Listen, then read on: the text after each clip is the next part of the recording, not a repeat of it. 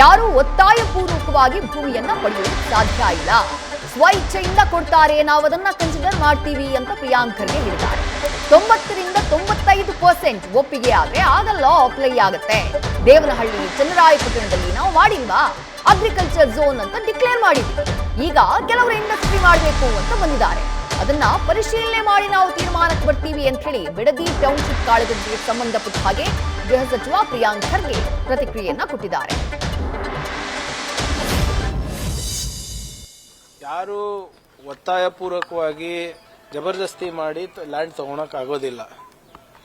ರೈತರದು ಎಲ್ಲೆಲ್ಲಿ ಅವರು ಸ್ವಪ್ರೇರಣೆಯಿಂದ ಕೊಡ್ತಾರೆ, ಸ್ವ ಇಚ್ಛೆಯಿಂದ ಕೊಡ್ತಾರೆ, ಅದನ್ನ ಮಾತ್ರ ನಾವು ಭೂಮಿ ವಶಕ್ಕೆ ತಗೋಬಹುದು. ಯಾರಿಗೆ ಕೊಡೋಕೆ ಇಷ್ಟ ಇಲ್ಲ 90-95% ಆಗಿದ್ರೆ then we can acquire the rest also ಅಂತ ಆಕ್ಟ್ ಅಲ್ಲಿ ಇದೆ. ಈಗ ಉದಾಹರಣೆ ನೀವು ಚನ್ನರಾಯಪಟ್ಟಣದಲ್ಲಿ ದೇವನಹಳ್ಳಿನಲ್ಲಿ ನಾವು ಮಾಡಿಲ್ವಾ, ಅವ್ರು ಕೊಡೋಕೆ ಇಷ್ಟ ಇಲ್ಲ ಅಂದ್ರೆ ನಾವು ಅಗ್ರಿಕಲ್ಚರ್ ಝೋನ್ ಅಂತಾನೆ ಡಿಕ್ಲೇರ್ ಮಾಡಿದ್ವಿ ಅದನ್ನ. ಈಗ ಕೆಲವು ರೈತರು ಇಲ್ಲ ನಾವು ಇಂಡಸ್ಟ್ರಿ ಮಾಡಬೇಕು ಅಂದ್ಬಿಟ್ಟು ಕೆಲವು ಜನ ಬಂದಿದ್ದಾರೆ. ಅದು ಪರಿಶೀಲನೆ ಮಾಡಿ ಅದು ಖರೀದಿ ಅಕ್ವೈರ್ ಮಾಡಬಹುದು ಅಂತ ನೋಡ್ತಾ ಇದ್ದೀವಿ. Nobody can force farmers to sell their land. ಅದು ಯಾವತ್ತು ಮಾಡಕ್ಕೂ ಪ್ರಯತ್ನ ನಾವು ಮಾಡಿಲ್ಲ, ಮಾಡೋದು ಇಲ್ಲ. ಸರ್, ಈಗ ಬಿಡದಿ ಟೌನ್ಶಿಪ್ ವಿಚಾರಕ್ಕೆ ಸಂಬಂಧಪಟ್ಟಂತೆ ಕಾಂಗ್ರೆಸ್ ನಾಯಕರು ಕುಮಾರಸ್ವಾಮಿ ವಿರುದ್ಧ ಒಂದಷ್ಟು ವಾಗ್ದಾಳಿ ನಡೆಸುವ ಸಂದರ್ಭ ಕುಮಾರಸ್ವಾಮಿ ಒಂದು ಹೇಳಿಕೆ ಕೊಟ್ಟಿದ್ದಾರೆ. 2018 ಯಾರು ನಮ್ಮ ಮನೆ ಬಾಗಿಲಿಗೆ ಬಂದಿದ್ರು ಕಾಂಗ್ರೆಸ್ನವರು ಅಸ್ತಿತ್ವದ ಬಗ್ಗೆ ಪ್ರಶ್ನೆ ಮಾಡ್ತಾರಲ್ಲ ಅಂತ ಹೇಳಿ. ನೋಡಿ ಅಪ್ಪ, ಯಾರ ಮನೆ ಬಾಗಿಲಿಗೆ ಹೋಗಿದ್ದು, ಯಾರ ಮನೆ ಬಾಗಿಲಿಂದ ಹೊರಗೆ ಬಂದಿದ್ದು ಎಲ್ಲ ಗೊತ್ತಿದೆ ಅಲ್ಲ.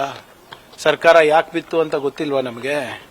ಸರಿಯಾಗಿ ಈಗ ಅವಾಗ ಆಗ್ಬೇಕಾದಾಗ ಎಲ್ಲಾ ಸಿದ್ಧಾಂತ ತತ್ವ ಒಂದೇ ಅಂತ ಹೇಳಿದ್ರು. ಇದೇ ಮಾಜಿ ಮುಖ್ಯಮಂತ್ರಿಗಳು, ಕೇಂದ್ರ ಸಚಿವರು ಒಂದು ದೊಡ್ಡ ಆರ್ಟಿಕಲೇ ಬರ್ದಿದ್ರಲ್ಲ RSS ವಿರುದ್ಧ. ಎಂತ ವಿಷಜಂತು ಅಂತ ಬರ್ದಿದ್ರ ಇಲ್ಲ ಆರ್ಟಿಕಲ್. ಅವಾಗ ನಮ್ದು ಅವ್ರದ್ದು ಸಿದ್ಧಾಂತ ತತ್ವ ಒಂದೇ ಇತ್ತು. ಈಗೇನೋ ಬೇರೆದಾಗಿದೆ, ಈಗೇನೋ ಅರಿವಾಗಿದೆ ಅಂತ ಅವ್ರು ಹೇಳ್ತಾ ಇದ್ದಾರೆ. ಈಗ ಮೇಲೆ ಇದ್ದಾರೆ. ಯಾರ ಮನೆ ಬಾಗಿಲಿಗೆ ಬಂದಿದ್ರು, ಏನೇನಾಯ್ತು ನನಗೂ ಗೊತ್ತಿದೆ. ಆ ಸೂಕ್ಷ್ಮ ವಿಚಾರಗಳೆಲ್ಲ ಮೀಡಿಯಾನಲ್ಲಿ ಇವಾಗೆಲ್ಲ ಚರ್ಚೆ ಮಾಡಬೇಕಾಗಿದ್ದು. ಈಗ ಅವ್ರ ವರ್ಷನ್ ಏನೇ ಇವತ್ತಿಲ್ಲ ನಾಳೆ ಅವ್ರ ಆಟೋಬಯೋಗ್ರಫಿ ಬರೀತಾರಲ್ಲ, ಅಲ್ಲಿ ಬರ್ಕೊಳ್ಳಿ. ನಮ್ದು ಬರಿಬೇಕಾದ್ರೆ ನಾವು ಬರ್ಕೊಂತೀವಿ. ನ್ಯೂಸ್ ಫಸ್ಟ್, ನಿರ್ಭೀತಿಯಿಂದ ನಿಮ್ಮ ಪರವಾಗಿ.